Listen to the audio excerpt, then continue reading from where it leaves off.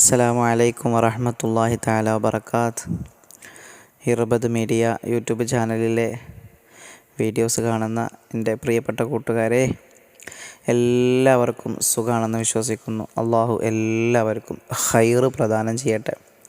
നമ്മുടെ എല്ലാ ഹലാലായ ഉദ്ദേശങ്ങളും അള്ളാഹു സ്വീകരിക്കട്ടെ.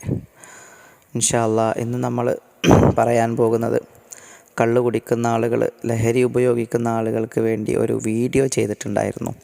അതിലൊരുപാട് ആളുകൾ സംശയങ്ങൾ ചോദിച്ചിട്ടുണ്ടായിരുന്നു. ആ സംശയങ്ങൾക്ക് മറുപടിയാണ് നമ്മൾ പറയാൻ പോകുന്നത് ഇൻഷാ അല്ലാഹ്. അതിനിടയിൽ പറയാനുള്ളത്, അൽഹംദുലില്ലാഹ് നമ്മുടെ മജ്ലിസ് വെള്ളിയാഴ്ച കഴിഞ്ഞിട്ടുണ്ടായിരുന്നു. ഒരുപാട് ആളുകൾ അതിൽ പങ്കെടുത്തു. അൽഹംദുലില്ലാഹ് പങ്കെടുത്ത എല്ലാവർക്കും അള്ളാഹു അതിൻ്റേതായ അർഹമായ പ്രതിഫലം നൽകട്ടെ ഇൻഷാ അല്ലാഹ്. എന്തുദ്ദേശം വെച്ചിട്ടാണോ പങ്കെടുത്തത് ആ ആഗ്രഹങ്ങളൊക്കെ അള്ളാഹു സാധിപ്പിക്കട്ടെ ഇൻഷാ അല്ലാഹ്. ഇനി അടുത്ത വെള്ളിയാഴ്ച വൈകുന്നേരം 7 മണിക്ക് മജ്ലിസ് ഉണ്ടാകും. എല്ലാവരും പങ്കെടുക്കുക ഇൻഷാ അല്ലാഹ്. അപ്പോൾ കള്ള് കുടിക്കുന്ന പ്ലേറ്റ് എഴുതാൻ പറഞ്ഞ ഒരു വീഡിയോ ഇൻഷാ അല്ലാഹ്. അതിന് മറുപടി പറഞ്ഞാലോ? ആദ്യമായിട്ട് എത്ര ദിവസമാണ് ഉസ്താദെ ചെയ്യേണ്ടത് എന്ന് ചോദിച്ചിട്ടുണ്ട്. ദിവസത്തിൻ്റെ കണക്ക് ഇവിടെ ഇല്ല. 7 തവണ ചെയ്യുക എന്നാണ്. പ്ലേറ്റ് എഴുതിയിട്ട് 7 തവണ കുടിക്കാൻ കൊടുക്കണം. അപ്പോൾ ഒരു തവണ എഴുതി കുടിക്കാൻ കൊടുത്തു, എത്ര ദിവസം കുടിക്കുന്നു എന്ന് നമുക്കറിയില്ലല്ലോ. അപ്പോൾ എത്ര ദിവസം കുടിച്ചാലും കുഴപ്പമില്ല. ആ കുടിക്കൽ കഴിഞ്ഞതിന് ശേഷം എന്ത് ചെയ്താൽ മതി? അടുത്ത പ്ലേറ്റ് എഴുതിയാൽ മതി. ഓക്കെ.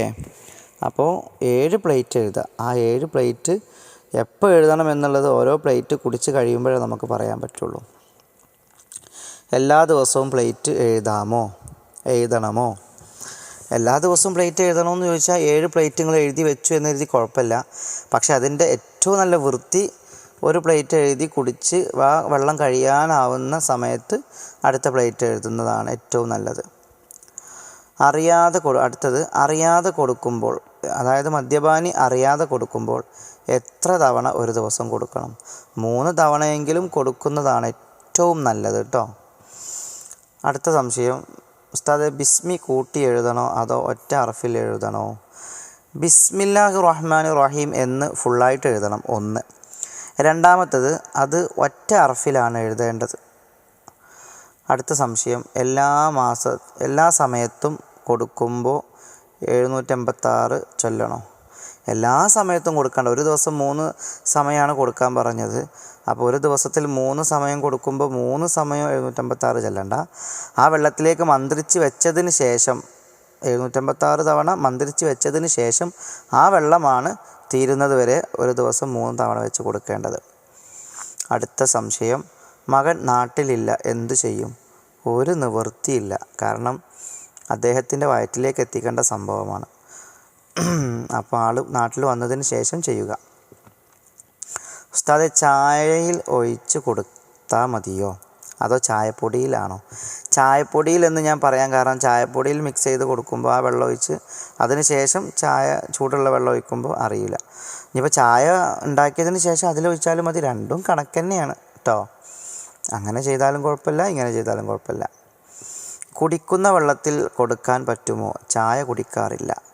ചായ കുടിക്കാത്ത ആളാണെങ്കിൽ ജ്യൂസിലോ വെള്ളം കലക്കിയതിലോ വെള്ളത്തിലോ എങ്ങനെയും കൊടുക്കുക. കളർ വ്യത്യാസം വരുമ്പോൾ അറിയരുത് ഇൻഷാ അല്ലാഹ്. അടുത്ത സംശയം, ബിസ്മി എഴുതുമ്പോൾ അറഫ് മാത്രമാണോ എഴുതേണ്ടത്? അതേ, ഓരോ അറഫ് എഴുതണം. ഒറ്റക്ഷരത്തിലാണ് എഴുതേണ്ടത് കേട്ടോ. അടുത്ത സംശയം, ഉസ്താദ് ബിസ്മി അക്കമായി എഴുതണോ അതോ മുഴുവൻ അറഫ് എഴുതണോ? ബിസ്മി അക്കമായിട്ട്, അക്കം എന്ന് പറഞ്ഞാൽ നമ്പറായിരിക്കും ഉദ്ദേശിച്ചത്, 786 എഴുതണ്ട. ബിസ്മില്ലാഹിർ റഹ്മാനിർ റഹീം എന്നുള്ള ആ ഒരു വരി അത് ഓരോ അക്ഷരം എടുത്തിട്ടാണ് എഴുതേണ്ടത് കേട്ടോ. ഹർക്കത്ത് ഇട്ട് എഴുതണോ എന്നൊരു സംശയം ചോദിച്ചിട്ടുണ്ട്. ഹർക്കത്തും പുള്ളിയൊന്നും വേണ്ട, അക്ഷരങ്ങൾ എഴുതിയാൽ മതി കേട്ടോ. ഉസ്താദെ സൈഡിൽ പ്രിൻ്റുള്ള വെള്ള പ്ലേറ്റ് പറ്റുമോ? പ്ലെയിനായിട്ടുള്ള പ്ലേറ്റാണ് ഏറ്റവും നല്ലത് കേട്ടോ. കാരണം നിങ്ങൾ എഴുതി വരുമ്പോൾ ആ പ്രിൻറ്റിലേക്ക് പോകാൻ ചാൻസ് ഉണ്ട്. വെള്ള പ്ലേറ്റ് എന്നാണ് കിതാബിൽ പറഞ്ഞിട്ടുള്ളത്. അതുപോലെ തന്നെ പൊട്ടുന്ന പ്ലേറ്റാണോ വേണ്ടത്? അതെ, നമ്മളെ ഫൈബറിൻ്റെ ഗ്ലാസ് പ്ലേറ്റാണ് വേണ്ടത്. ഞാൻ ആ ഫോട്ടോയിൽ കാണിച്ചിട്ടുണ്ട് കേട്ടോ. അതേപോലത്തെ പ്ലേറ്റ് എടുത്തോളൂ. വെള്ള കളർ അല്ലാത്ത പ്ലേറ്റ് പറ്റുമോ? പറ്റില്ല, വെള്ള പ്ലേറ്റാണ് വേണ്ടത്. അറബി അറിയില്ല, മലയാളത്തിൽ എഴുതാൻ പറ്റുമോ ബിസ്മി സൂറത്തും? ഒരിക്കലും പറ്റൂല കേട്ടോ. മലയാളത്തിൽ എഴുതാൻ പറ്റില്ല, അറബിയിൽ തന്നെ എഴുതണം. നിങ്ങൾക്കത് എഴുതാൻ അറിയില്ലെങ്കിൽ വേറെ ആരെക്കൊണ്ടെങ്കിലും എഴുതിക്കാൻ പറ്റും കേട്ടോ. രാവിലെ മാത്രമേ മകൻ വീട്ടിൽ ഉണ്ടാകൂ, അപ്പോൾ ഒരു നേരം കൊടുത്താൽ മതിയോ? ഒരു നേരം കൊടുത്താൽ കുറച്ച് കാലം കൊടുക്കേണ്ടി വരും. ഒരു ദിവസം 3 തവണയെങ്കിലും കൊടുക്കാൻ ശ്രദ്ധിക്കുക. ഉസ്താദ് പറഞ്ഞ പോലെ അരി വറുത്തു കറുത്ത നിറമായി പൊടിച്ചു മഷി രൂപത്തിൽ ആക്കിയപ്പോൾ മൈലാഞ്ചിയുടെ കളറാണ്, കുഴപ്പമുണ്ടോ? കുഴപ്പമില്ല കേട്ടോ. അത് നിങ്ങൾക്ക് ഏത് കളറായാലും കുഴപ്പമില്ല കേട്ടോ. ഉസ്താദെ 19 അക്ഷരം ഒരു തവണ ആണോ എഴുതേണ്ടത്, അതോ 19 പ്രാവശ്യം ബിസ്മി മുഴുവൻ എഴുതണോ? തീർച്ചയായിട്ടും ബിസ്മി 19 പ്രാവശ്യം എഴുതണം. ബിസ്മില്ലാഹിർ റഹ്മാനിർ റഹീം എന്നൊരു വട്ടം എഴുതി, വീണ്ടും ബിസ്മില്ലാഹിർ റഹ്മാനിർ റഹീം 2ആയി, ബിസ്മില്ലാഹിർ റഹ്മാനിർ റഹീം 3ആയി. അങ്ങനെ 19 ബിസ്മി എഴുതണം കേട്ടോ. അടുത്ത സംശയം, തലേ ദിവസം ചെയ്ത് വെക്കാൻ പറ്റുമോ? പറ്റും, അതിന് കുഴപ്പമില്ല. എഴുതി വെച്ചിട്ട് നിങ്ങൾ റെഡിയാക്കി വെച്ചോളി, മന്ത്രിച്ചിട്ട് ആ വെള്ളം എടുത്ത് വെച്ചാൽ മതിയല്ലോ. ഇൻഷാ അല്ലാഹ്. ജ്യൂസിൽ കൊടുക്കാൻ പറ്റുമോ? പറ്റും, കുഴപ്പമില്ല കേട്ടോ. ഉസ്താദെ, ഭർത്താവ് എന്നും വീട്ടിൽ ഉണ്ടാവില്ല, എന്തു ചെയ്യും? എന്ത് ചെയ്യുമെന്ന് ചോദിച്ചാൽ, ഭർത്താവ് ഉള്ള സമയത്ത് 3, 4, 5 തവണ വട്ടം കൊടുക്കാൻ ശ്രമിക്കുക കേട്ടോ. നിരന്തരം കൊടുക്കുമ്പോഴാണ് അതിന് ഫലം കിട്ടുക. തേൻ കൊണ്ട് എഴുതാൻ പറ്റുമോ? പറ്റില്ല. രോഗത്തിന് ഈ അമൽ പറ്റുമോ? പറ്റില്ല. രോഗത്തിന് മറ്റ് അമലുകൾ ഞാൻ പറയുന്നുണ്ട്.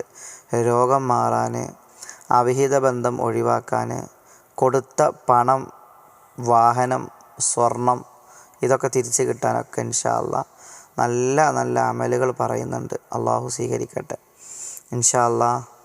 നമ്മുടെ ഇർബദ് മീഡിയ യൂട്യൂബ് ചാനൽ അൽഹംദുലില്ലാഹ് നല്ല രീതിയിൽ ആളുകൾ ഏറ്റെടുക്കുന്നുണ്ട് എന്നറിയുന്നു. അൽഹംദുലില്ലാഹ്, സന്തോഷം. ലൈവ് കണ്ട് ഒരുപാട് ദുആ കൊണ്ട് വസിയത്ത് ചെയ്ത ആളുകൾക്കൊക്കെ ദുആ ചെയ്തിട്ടുണ്ട്. ഇൻഷാ അല്ലാഹ് അടുത്ത ലൈവ് ഇൻഷാ അല്ലാഹ് എല്ലാവരും കാണണം. ഇൻഷാ അല്ലാഹ് അള്ളാഹു സ്വീകരിക്കട്ടെ.